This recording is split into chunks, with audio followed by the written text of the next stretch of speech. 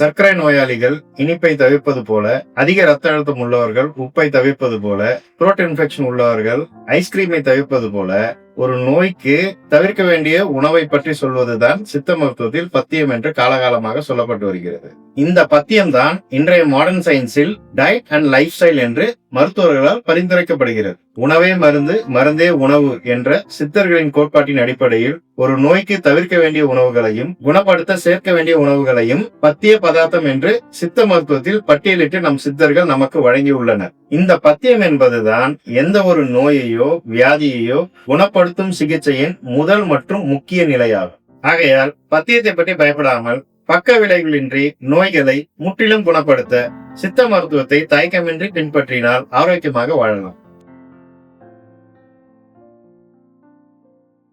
மேலும் விவரங்களுக்கு தொடர்பு கொள்ளவும். அகத்தியர் சித்த மருத்துவமனை, Arcot road, Vadapalani, Chennai 26. Mobile 7299314449. www.agathiyarhospital.in.